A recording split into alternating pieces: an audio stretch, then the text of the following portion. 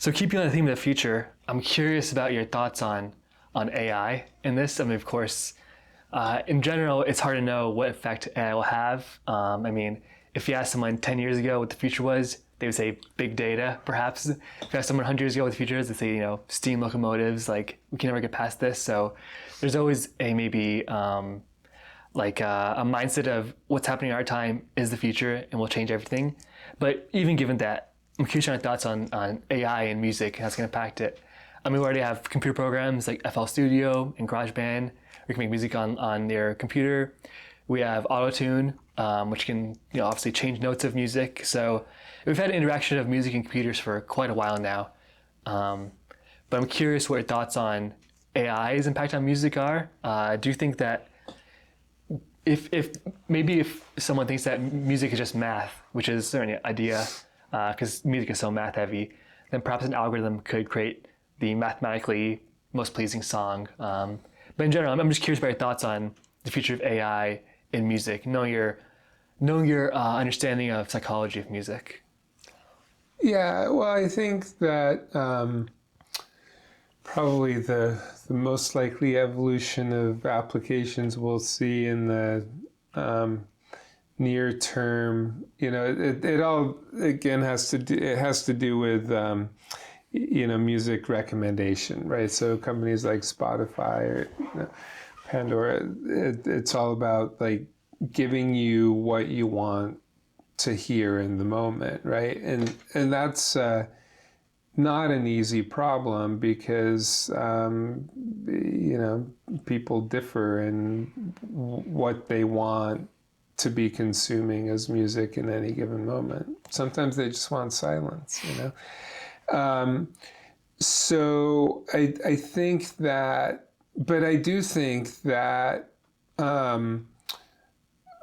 most of the time people want to be listening to something that is congruous with the emotional state or psychological state they want to be in, right? So people like create playlists for doing various things, studying, working out, cooking, what have you. And so presumably the music they're putting on those playlists sort of helps them be in the psychological state they want to be in. So I think where some of the AI comes in then, could be in stuff that helps engage the person's emotional state in the moment, right? Whether it's through maybe facial expressions or, how they're walking or moving about or, perhaps combined with the context of where they are, right? So it's really trying to make inferences about a person's psychological state and then understanding what music to play them to sort of move them toward or along in their psychological state. And it may be even, music that's composed on the fly, right? It may not, it's, I know that, sometimes I'll have earworms for specific pieces of music. Other times I'm just like improvising some sort of jam, and how great would it be if all of a sudden, there were other instruments jamming along, right? So I didn't have to cover all the parts and I can just be having, this virtual jam in my mind, alongside this music that's being created, in that moment.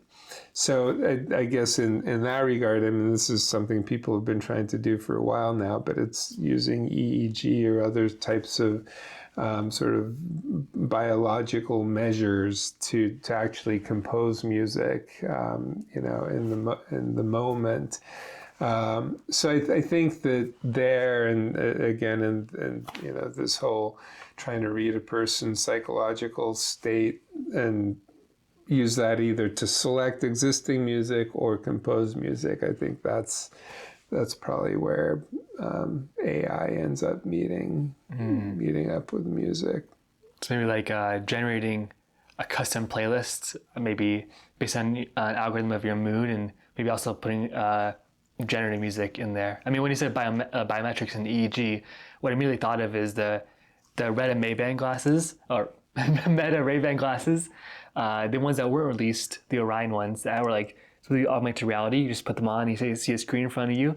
If you remember, they had a bracelet that came with it that measured kind of your electrical signals to know when you're tapping. So maybe they could use that same band to know your kind of maybe heartbeat and kind of your arousal state, to know kind of what mood you're in. I know other watches use like your perspiration to know how you're feeling, and a combination of like scanning your environment to have an always on playlist for you based on your mood.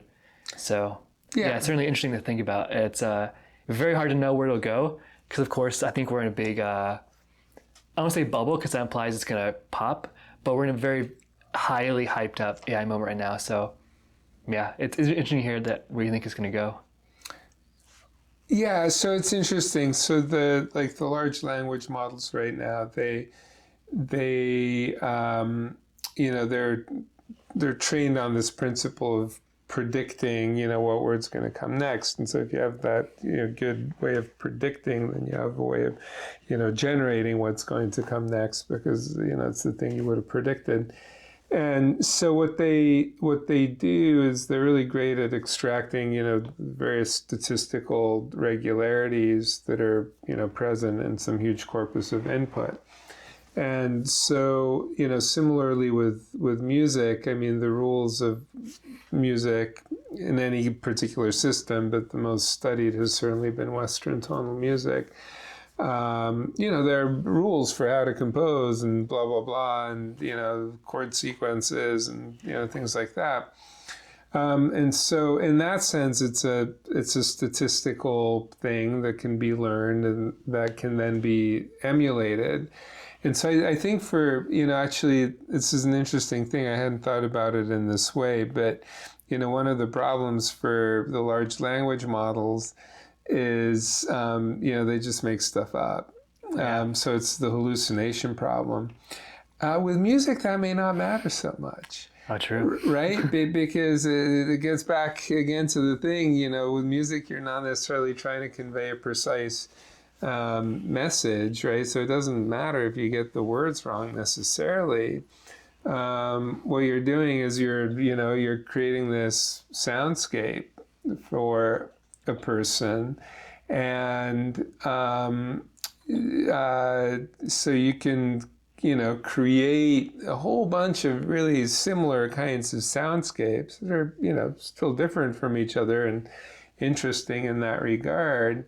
But they're not really constrained by, veridical truth. So in some sense, those probabilistic models may, for music generation, that's probably have greater success there in the long run than they do for other tasks where just on a daily basis they're shown to fall short. I mean, they don't reason. That's they don't really think. They're just sort of generating likely things without, mechanisms for checking. Does this make sense logically? But yeah, music doesn't necessarily have all those same constraints. So it could be quite useful there. Yeah, that reminds me of there was a bit of a minor scandal a while ago where lo-fi music, the lo-fi hip-hop chill beats music, there was a channel that was using AI to make a lot of lo-fi music, and people found out and got upset about it.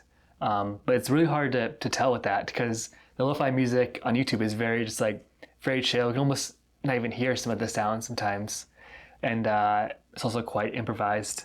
So maybe AI has application there, and it clearly does. These videos got millions of views. So so that's an interesting thing, right? I guess it gets back to the culture thing, and there have in fact been some neuroimaging studies done on this where you give people pieces of music, and this is actually done using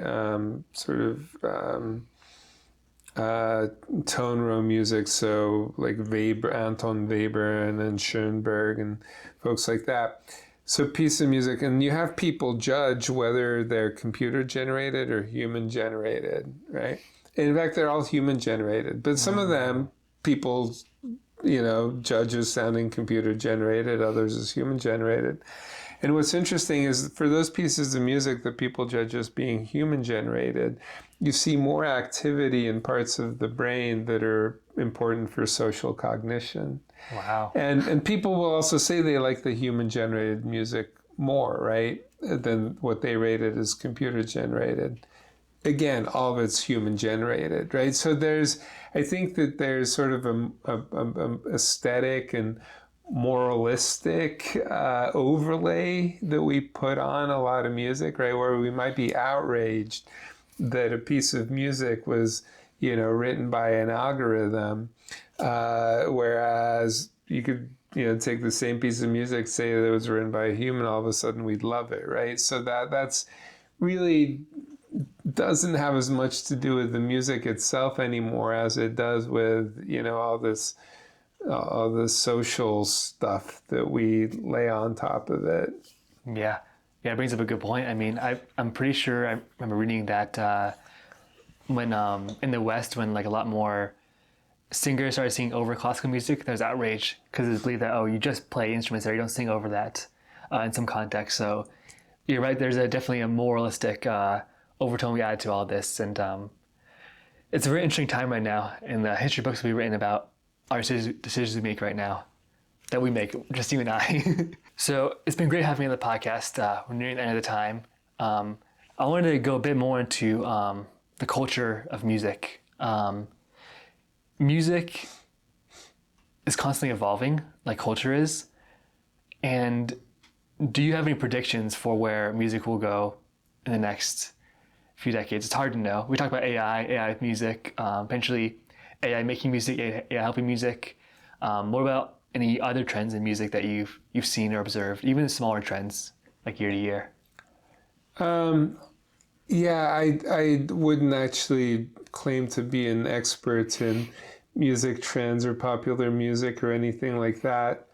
I think what's really interesting, though, is how the way that we consume music now and the fact that so much of it is available to us so much of the time, and it's really pretty arbitrary. So what that means is that, whereas 30 years ago, you'd have a generation of people growing up with exactly the same music, while that's still true to some degree now, because new artists form bands, they start playing, and they didn't exist before, now they exist, they become popular, right? So that is something that's sort of locked to a time.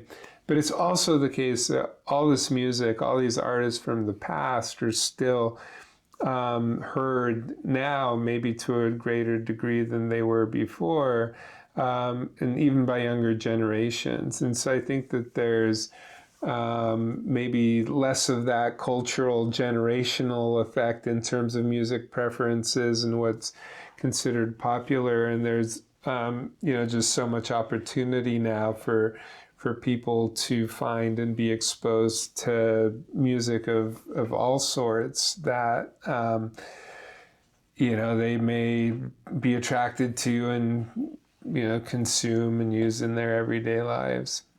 Yeah, I mean, probably see it with K-pop nowadays, like it's hard to imagine 100 years ago K-pop being popular in the United States, I mean, 70 years ago, 60 years ago, Beatlemania, of course, in the United States. But yeah, it is interesting about you can get any song, almost any song ever created in history in about 5 minutes on your laptop right now. It definitely breaks down barriers between cultures. Yeah. Which I think is really cool. Yeah, exactly. Yeah. Well, thanks again for being on the podcast. I appreciate it.